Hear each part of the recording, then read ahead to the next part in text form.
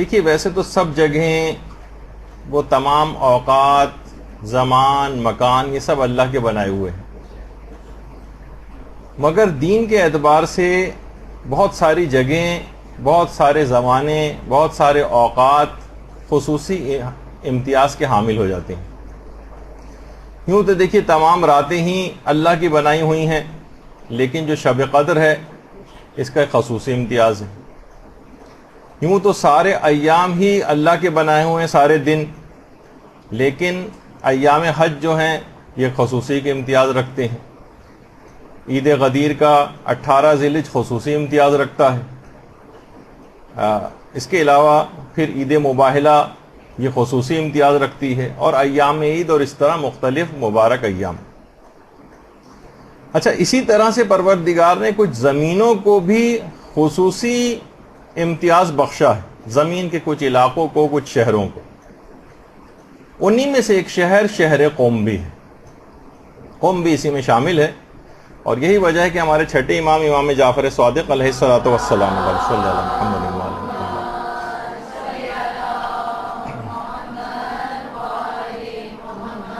فرماتے ہیں کہ خدا کا ایک حرم ہے جسے مکہ کہا جاتا ہے، یہ خدا کا حرم ہے۔ رسول خدا کا ایک حرم ہے جسے مدینہ کہا جاتا ہے۔ امیر المومنین کا ایک حرم ہے جو کہ کوفہ ہے۔ اسی طرح سے ہمارا بھی ایک حرم ہے جس کو قم کہا جاتا ہے۔ قم یہ سارے ائمہ کا حرم ہے۔ اور چھٹے امام نے یہ جملہ بھی ارشاد فرمایا ہے کہ خدا نے قم کو دوسرے شہروں پر حجت قرار دیا ہے، اور وہاں کے لوگوں کو تمام جن و انسان پر حجت قرار دیا ہے۔ یہی وجہ ہے کہ کتنے ایسے واقعات بھی ملتے ہیں، اور علماء میں بات مشہور بھی ہے، جنوں کو تک کے اوپر یہاں کے لوگوں کی حکمرانی ان معنوں میں بھی کہی جا سکتی ہے، جیسے کہ مرحوم آغا بزرگ شیرازی کے متعلق کہا جاتا ہے کہ جن بھی ان کی تقلید میں تھے، اور باقاعدہ اپنے گھر کے تہہ خانے میں جاتے تھے جہاں جن حاضر ہوتے تھے، اور ان کو وہ احکامات شریعت بھی سکھاتے تھے۔ اسی طرح سے یہ بھی فرمایا تھا ہمارے چھٹے امام نے کہ عنقریب کوفہ مومنین سے خالی ہو جائے گا۔ ایسے حالات کسی زمانے میں ہو سکتا ہے کہ پیدا ہوں کہ کوفہ سے مراد نجف کا علاقہ بھی، خدا نہ خواستہ کبھی ایسے حالات پیدا ہوں تو امام بہرحال جو روایت میں جملے آئے ہیں کہ عنقریب کوفہ مومنین سے خالی ہو جائے گا، اور علم وہاں اس طرح سے جمع ہو جائے گا، اس طرح سانپ اپنے بل میں خود کو لپیٹ لیتا ہے۔ پھر امام فرماتے ہیں کہ پھر یہ علم ایک ایسے شہر میں ظاہر ہوگا جس کو قوم کہتے ہیں، اور پھر وہ شہر علم و فضل کا مرکز قرار پائے گا۔ تو بہرحال زائر کو دیکھیے، جو بھی وہاں جا رہا ہے، قوم جا رہا ہے، اس کو ایک معرفت ہونی چاہیے کہ کس شہر میں جا رہا ہے، وہ اس کے قدم کس سرزمین کے اوپر ہے، اسے وہاں کے شہر کی معرفت ہوگی تو وہ جا کر اس کی زیارت کا حق ادا کر سکے گا۔ دیکھیے بہت سارے شہر ایسے ہیں، دیکھیے آپ نے ایک جملہ سنا ہوگا جس کے اوپر قرآن کی آیات بھی ہیں، جسے یوم الست کہا جاتا ہے۔ الست بربکم، کیا میں تمہارا رب نہیں ہوں؟ تمام ارواح کو پروردگار عالم نے خلق کرنے کے بعد ان سے اقرار لیے تھے۔ سب سے پہلے روایت میں ہے کہ جس شہر نے ولایت امیر المومنین کو اس دنیا کے جس شہر نے سب سے پہلے قبول کیا ہے وہ شہر قوم ہے۔ ولایت امیر المومنین علی ابن ابی طالب علیہ الصلوۃ والسلام۔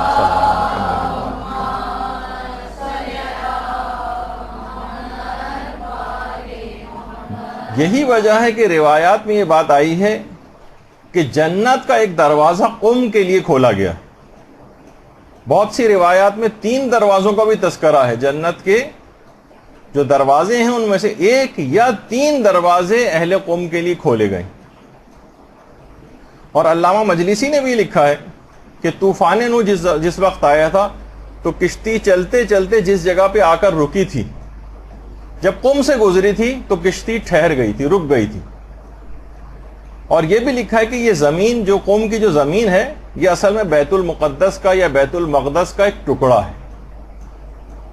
اور یہی وجہ ہے کہ ہمارے چھٹے امام نے یہ جملے بھی ارشاد فرمائے ہیں کہ جب بھی تم پر کوئی مصیبت پڑے تم قم پہنچ جاؤ، کیونکہ وہ فاطمیوں کی پناہ گاہ اور مومنین کے لیے جائے امن، قم جائے امن۔ پھر ایک سوال یہ پیدا ہوتا ہے کہ آخر قوم کا نام قوم کیوں پڑا؟ قوم کیوں پڑا اس کا نام؟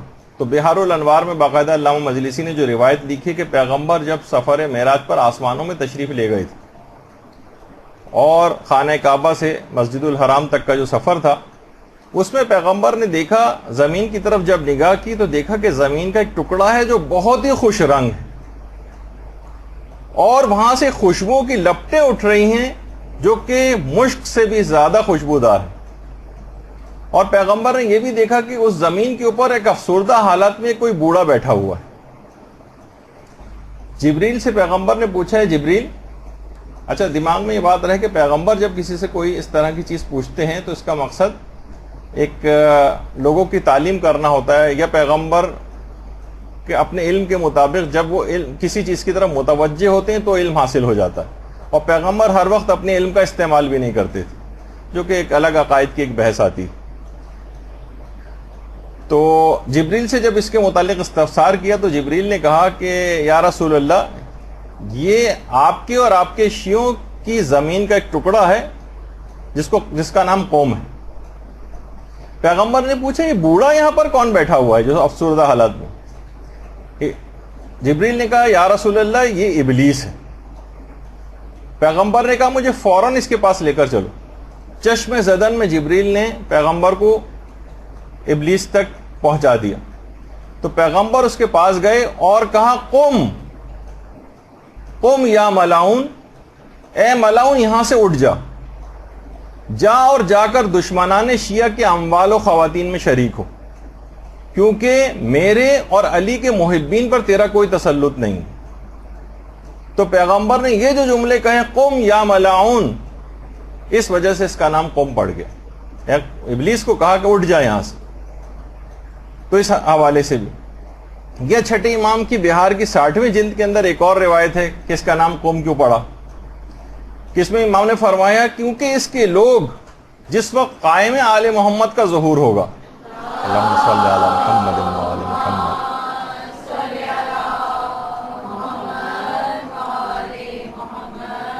تو یہاں کے لوگ قیام کریں گے ان کے ساتھ، اس پر ڈٹے رہیں گے اور اپنے امام کی مدد کریں گے، اس وجہ سے بھی اس کا نام قوم رکھا گیا، قیام کرنے والے افراد۔ اور یہی وجہ ہے کہ ہمارے 7ویں امام امام موسیٰ کاظم علیہ الصلوۃ والسلام نے بھی صلی اللہ علیہ وسلم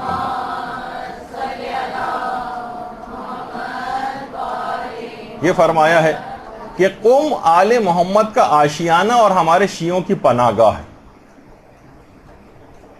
اور اس کی ایک اور وجہ جو قوم کی ہے وہ یہ ہے کہ قوم کی وجہ تسمیہ کیوں اس کا نام قوم رکھا گیا، کہ جیسے ہی امام زمانہ علیہ السلام کا ظہور ہوگا تو سب سے پہلے اہل قوم فوراً قیام کریں گے اور خدمت امام میں حاضر ہو جائیں گے۔ درود بھیجیے محمد علیہ وسلم۔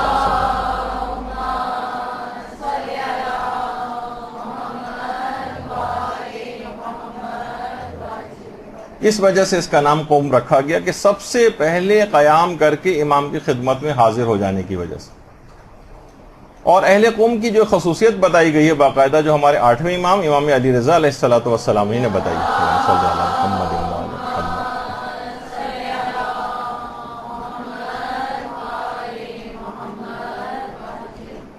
کہ جنت کے 8 دروازے ہیں،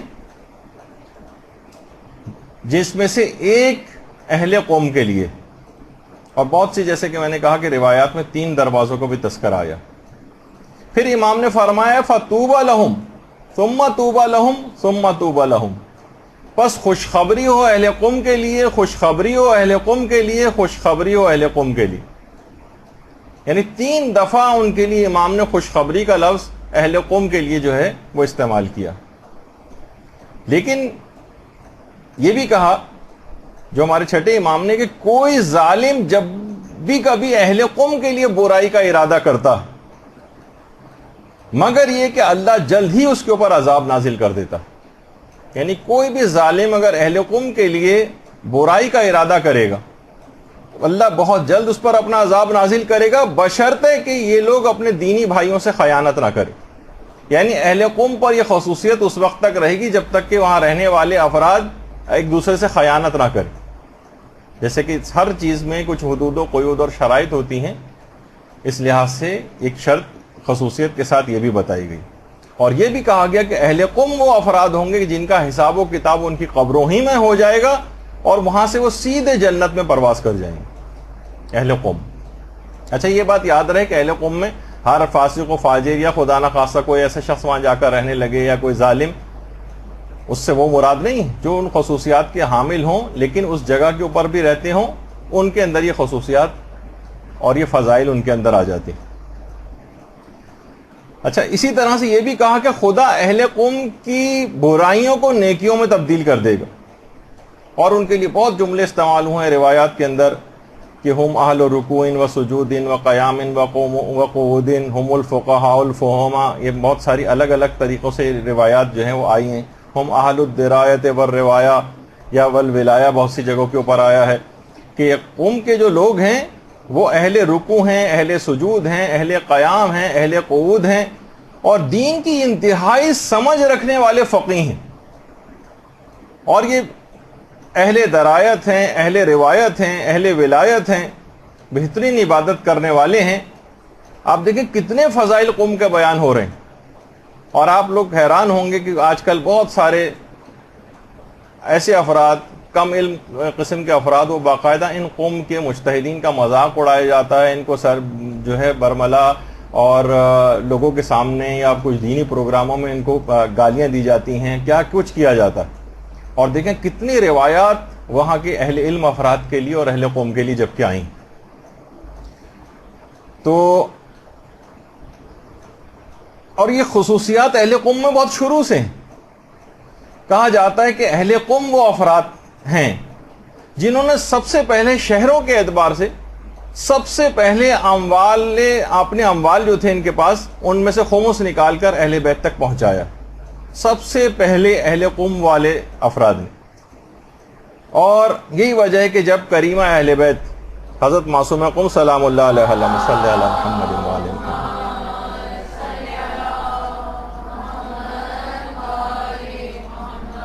یہاں پر آئی ہیں قوم، تو اہل قوم نے اپنی زمینوں کو اور اپنی املاک کو ان کے لیے وقف کر دیا تھا. سب سے پہلے وقف کیا ہے اور خود کو خادم حرم کہلوایا. یعنی اہل قوم افراد کے اندر واقعتاً شروع ہی سے ایک نورانیت رہی. اور بہار میں بھی ہے اور مختلف روایات کتابوں کے اندر بھی ہے کہ روایت میں یہ تک آیا ہے کہ لولا القمیون لضاع الدین. اگر یہ قومی نہ ہوتے، یعنی اہل قوم نہ ہوتے، تو دین ضائع ہو جاتا. اچھا اب دیکھیے یہ جو قوم باعث فضیلت شہر بنا ہے، یہ معصومہ قوم سلام اللہ علیہ کی وجہ سے بنا.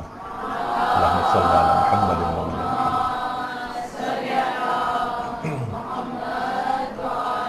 اور اہل قوم معصومہ کی وجہ سے شرف و فضیلت کے حامل ہوئے. یہی وجہ ہے کہ امام خمینی کا باقاعدہ جملہ ہے کہ آج تک جو کچھ بھی مجھے حاصل ہوا ہے وہ سب کا سب معصومہ قوم کی زیارت کا صدقہ ہے. یہ باقاعدہ جملہ امام خمینی کا، یہ صدقہ ہے معصومہ قوم کی قبر کی زیارت کا، کہ جتنا بھی کچھ مجھے حاصل ہوا ہے اس وجہ سے حاصل ہوا. برحمتک یا ارحم الراحمین وصلی اللہ علی محمد وآلہ الطاہرین.